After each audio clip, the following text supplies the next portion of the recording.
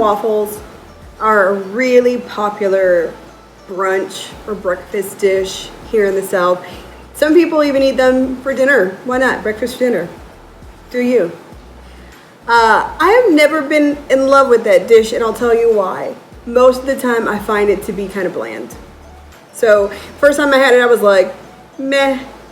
I don't really understand the hype. Northerners don't really eat it that much. I mean, it just wasn't that popular where I'm from.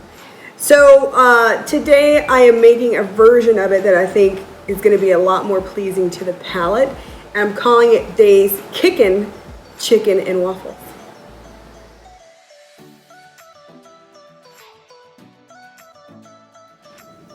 So the alternate chicken and waffles recipe that I'm going to be making today is going to have a kick to it. We're going to be using some hot sauce and cayenne pepper in our recipe to really bring out some other savory flavors, and that is going to nicely blend with our sweet syrup on our waffles and give us something that's just, to me, just a more palatable and enjoyable breakfast dish. If you decide to make this dish at home, I just want to tell you one thing up front that you're going to want to do is marinate your chicken. Give yourself time to marinate this chicken for at least a couple of hours before you fry. Overnight is actually better. I'm going to just be marinating for a couple hours myself today, but it's going to allow all the seasoning to soak into this chicken and give it the kick, right, that we want it to have. Let's talk about how we're going to make our marinade. So you can use buttermilk. I don't have buttermilk, so I'm opting for some whole milk, and I'm going to add some sour cream to it. If you ever have a recipe, pound cakes are a good example. If you have a recipe that calls for buttermilk, you can use whole milk and then just add sour cream to it to get a very similar effect. It's the acidity and the sour cream that you're looking for in that recipe. So I'm going to sub in sour cream and milk. We're going to add some hot sauce to our marinade as well, and we're going to season the chicken with salt and pepper before we dip it into our marinade. After we've allowed our chicken to marinate in our buttermilk mixture with hot sauce, we're going to dredge it in flour. But first, we're going to take our flour and we're going to combine it with some seasonings like garlic powder, white pepper, and paprika. And that's it. It's really a very simple process to get your Kickin chicken strips ready. And then we're going to fry them. If you have a deep fryer, that's the preferred way to go, but you can also do a shallow pot with some oil in it if you don't have a deep fryer. But we're definitely gonna give them a nice crisp, and then we're gonna make our waffles and plate everything. It's gonna be awesome. All right, let's start by seasoning our chicken strips with some salt and pepper. I'm gonna sprinkle that right on top here. You know, you can make your own strips very easily with some chicken breast. Even if it's not totally defrosted, I'll tell you, it makes it a little easier to cut if it's still just a little bit frozen. So I've sliced these into some nice tender size shapes. I'm gonna be making mini-waffles today. So this is gonna be a really nice combination of miniature waffles and chicken strips. All right, now that we've seasoned our chicken breast strips, let's go ahead and get our marinade together. So again, I'm using some whole milk. I'm just gonna pour that into a larger bowl. And a bit of hot sauce. If you love hot sauce, go crazy with it in this step. And then our ingredient that gives us our acidity is sour cream. So we're gonna add that in here and mix this all up. All right, I'm mixing up my milk, sour cream, and hot sauce. The acidity in the sour cream, or if you're using buttermilk, what it does is it breaks your chicken down and tenderizes it. So that's why letting these tenders sit in it for, at least a couple hours is so important. You definitely want to have a nice tender chicken strip to go with your delicious warm waffle. So now I'm going to one by one add these chicken strips into my marinade bowl. And then I'm gonna cover it, put it in the fridge, and let it sit for a couple hours while I go for a run. Because you gotta work out before you can come back and have chicken and waffles. You just have to. Can't have one without the other. So I'll go ahead and cover these evenly and then put them in the fridge for the next step. All right, welcome back. We are working on our Kickin Chicken and Waffles recipe. We have, at this point, prepared our chicken in a marinade, right? We made this with, you can use either buttermilk or whole milk and sour cream as I did. We seasoned our chicken with salt and pepper, and we've let that sit at least a couple of hours. Remember, this marinade has our hot sauce in it. It's one of our secret ingredients that give this recipe some real flavor, right? All right, so what we're gonna do next is season our flour. Then we're gonna dredge our chicken strips in that flour. We're gonna put them on a rack and let the excess flour fall away before we go to the stove to deep fry them. Let's go. Our seasonings in this recipe that are going into our flour include a little bit of white pepper, some paprika, and garlic powder. And I've got some extra flour here. I want to make sure that I have enough to coat all of my pieces, okay? So we're just gonna combine this, and then we're gonna start dredging our chicken in it. Because we have this coating on our chicken that's made up of milk or buttermilk, it's going to help that flour stick to our pieces a little bit better than they normally would. All right, when you're dredging your meat in flour, and it's been in a liquid marinade like ours has been, what you wanna do is pick up your meat and just shake it off a little, try to get some of the excess moisture out. Then lay it flat in your pan with your flour. And we're gonna do a few pieces this way. Shake off the excess, drop it in the pan. We're not gonna overcrowd our flour because we want to give each piece an opportunity to be evenly coated in flour. Then we're just gonna turn them with our tongs like this. Make sure we get that coating on there.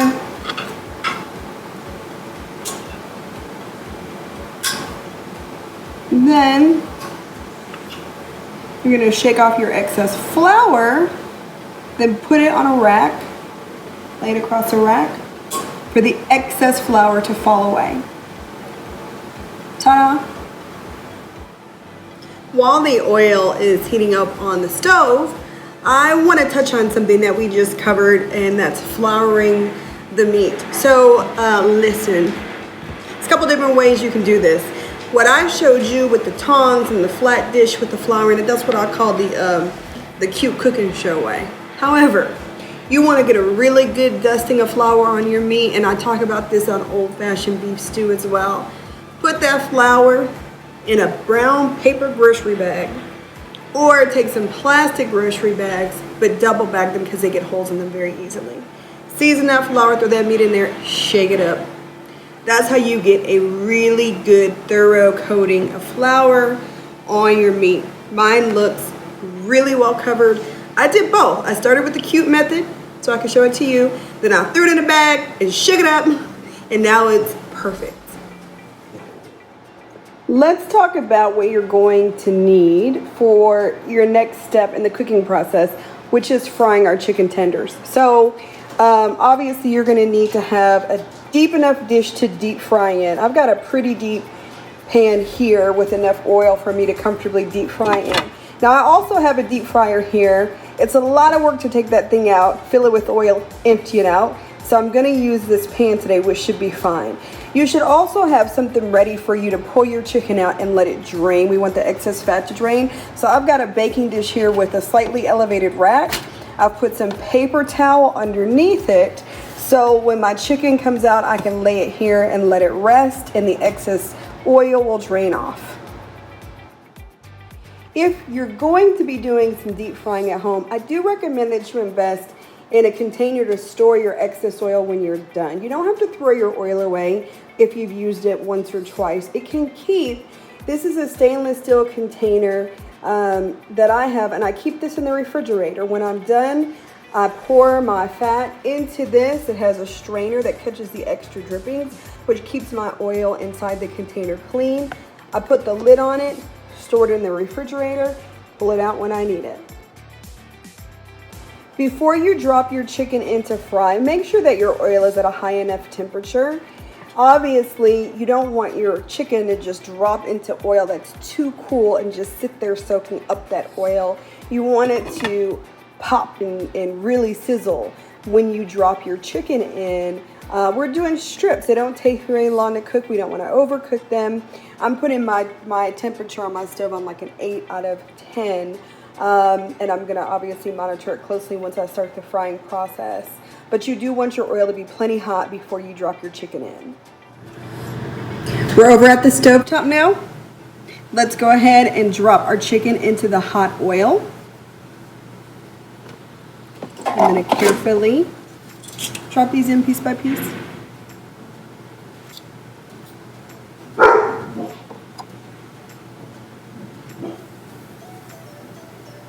And I've got a nice sizzle there, so I know my oil is warm enough, hot enough for this.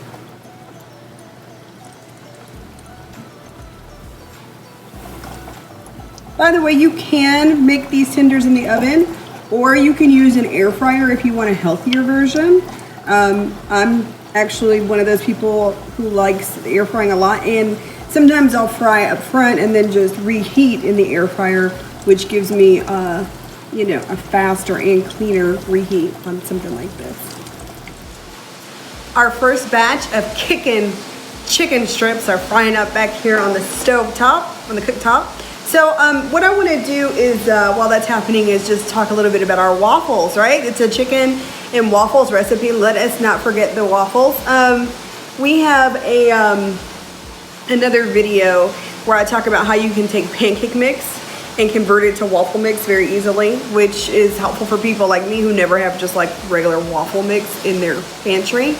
And so we're using that same recipe today. I want to show you, this is a mini recipe, okay? So I'm doing chicken strips and mini waffles. I have this adorbs waffle maker, this miniature waffle maker. It is so cute. This is the kind of thing I think you want to have if you're doing a brunch with ladies, or maybe you have kids around, you want to get them in the kitchen to help out, and you don't want that full-size portion of waffles or chicken and waffles, because it's a heavy dish. So I've got my mini waffle maker warming up right now. This thing gets hot. I mean, it is cute and deadly, okay? It gets very, very hot. So be careful when you're working with your waffle iron. I've got my waffle mix here, and I've got some cooking spray here. We're gonna use that to spray our iron before we fill it with our waffle mix.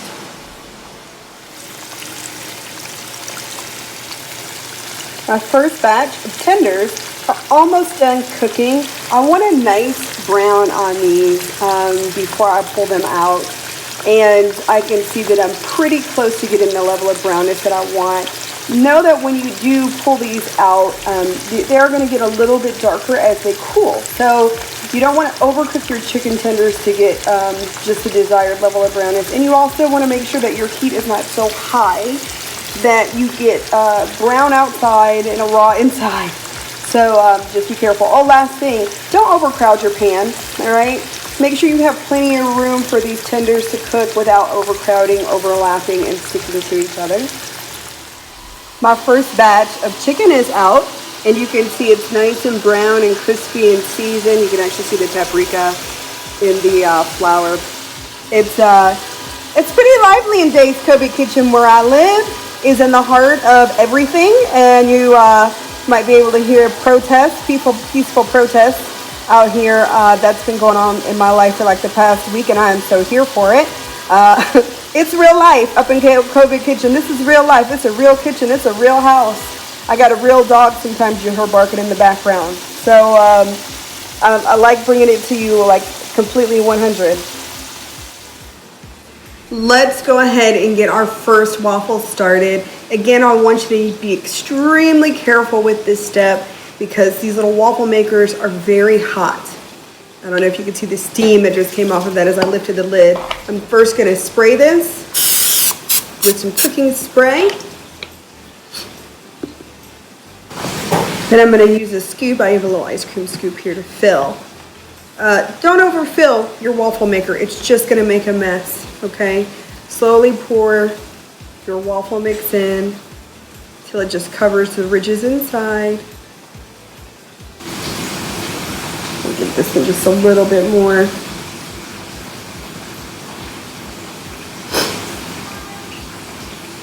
And then I'm going to close the lid. Make sure this is covered evenly. And then close my lid. And hope it doesn't spill over.